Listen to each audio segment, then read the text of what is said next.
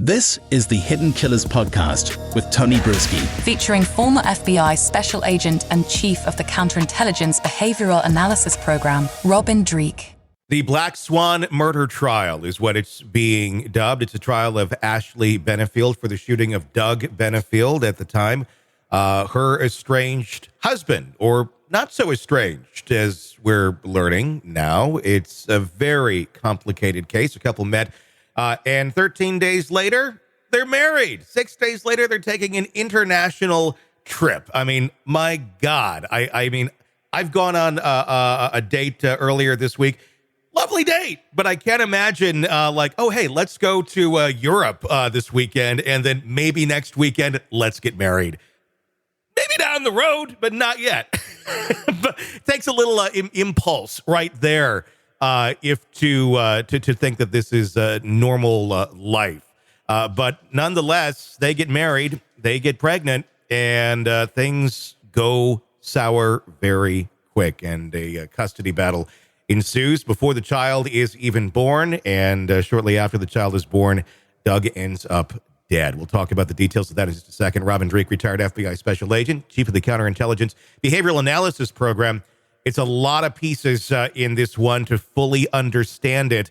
Just, the 10,000-foot overview on this thus far. What's your reactions as we go into the trial? My first reaction is Tony went out on a date, which gave me a big smile. And it was leakage, good. Tony. It was a great day. You gave me leakage. Not let's get married in 13 days and go to Europe. I mean, but I don't think any date's that, quite honestly. But good. This is so bizarre, especially as now what we're learning that they were, well, at least in Doug's mind, allegedly from his cousin, they were working on reconciling. That's what he has said and he believes was happening. And Doug, apparently, he's under that impression. She's not. She even talked to her attorney and said, no, I got a safe place for you to go, and we're going to move all your stuff out on Monday. But why is Doug there moving and getting stuff in the U-Haul if that is ultimately her plan? That's a weird part of all of this. So, interestingly, the more cases we do, we start seeing patterns. Mm-hmm. And, every time we see a murder of a spouse, the first question you and I always ask is, all right, where are the kids involved? Custody issues, because, whether it's a murder for hire or a murder of someone, we see a pattern there. The last pattern, I can't remember the case off the top of my head, but, we have the mother kind of being behind the scenes, orchestrating the murder for hire of the son-in-law. Mm-hmm. And so what all of a sudden struck me with this case was I was watching, True Crime Today. Not True Crime Today. It was... that's us. Yeah, that's us. You know who I'm talking about, Tony. Yeah. You're talking about Vinny on Court TV? Yeah, Court TV. Sorry. Yeah. It's this cold is kicking my ass. I hear you. But we're watching Vinny on Court TV, and what all of a sudden struck me was she went to the mother's house and then this. Mm-hmm.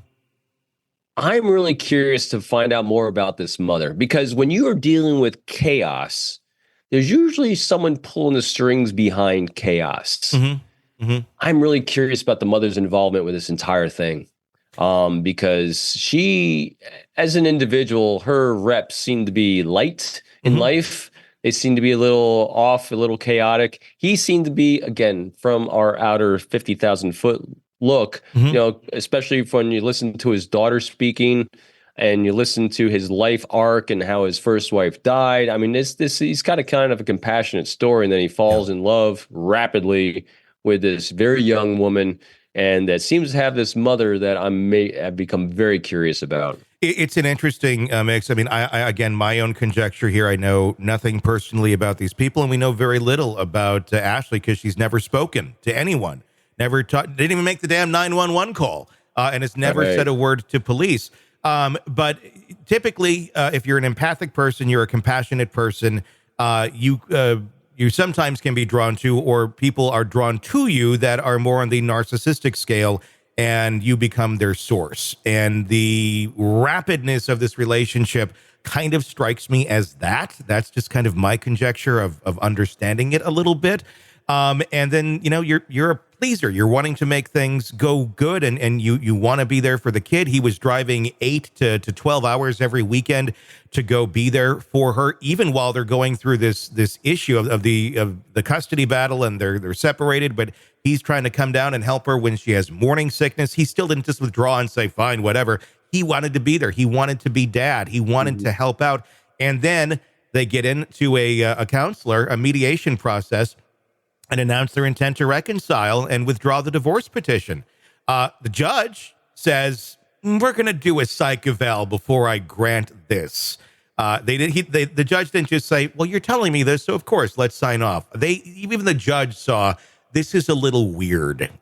Maybe you need to take a step back. Impulsivity is a key part of all of this, especially on the part of Ashley, from what we can understand here. Want to listen ad-free? Want advanced access to all of our interviews before anyone else? Become a True Crime Today Premium Plus subscriber on Apple Podcasts. You get every episode commercial-free. So you can binge on true crime until you can binge no more. Search True Crime Today Premium Plus on Apple Podcasts now, or go to our podcast page and sign up now. More of the Hidden Killers podcast next.